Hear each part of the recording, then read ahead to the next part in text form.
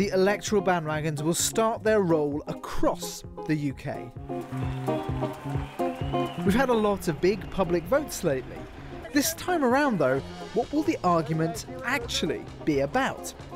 A useful idea here is so-called issue salience. Pollsters track what topics people are really thinking about. And here's a graph. Don't worry too much about the numbers, just watch this line here, representing interest and worry about the EU and Brexit. It has surged as a topic lately. It's overtaken old standards like health and the economy. Brexit is Britain's #1 issue. So as pollsters, we're trying to understand all the different things that have an impact on how people vote. And that includes things like party image, leader image, competence and so on. But one of the crucial things in the mix is issues. Things like the economy, NHS, immigration, Brexit and so on. What's most important to voters when they go into the polling station? So here are the latest top issues according to Ipsos Mori.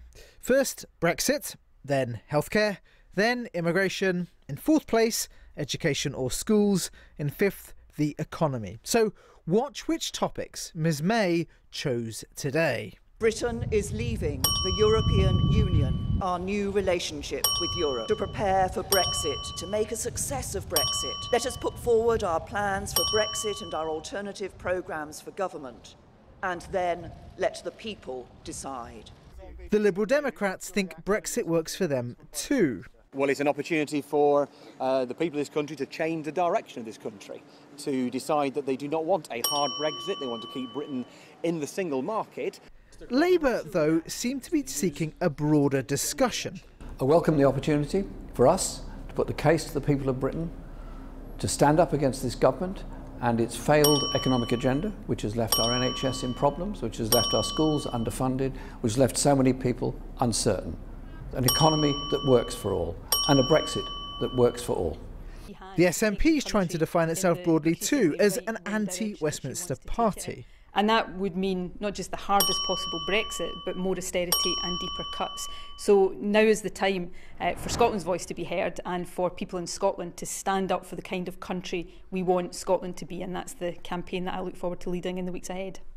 But the thread of another independence referendum is going to be one that runs through all the other parties' attacks on the SNP. Theresa May's defining topic, though, may be something else. Herself. Electors don't just look at policy topics. It's also about issues such as competence.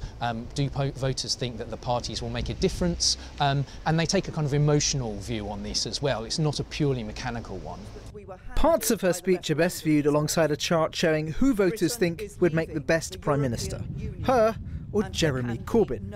And the decision facing the country will be all about leadership.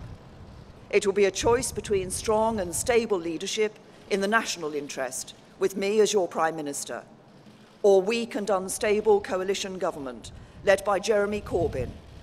You may have heard some of this before. This was basically the 2015 Tory pitch. Britain has a choice between the competence that has got us this far or the chaos of giving it up, going backwards and taking huge risks.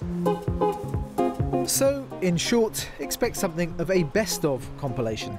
Some of the 2016 fight on Brexit, some of the 2015 general election. And, for viewers in Scotland, yet another chapter in the argument about the Union and independence.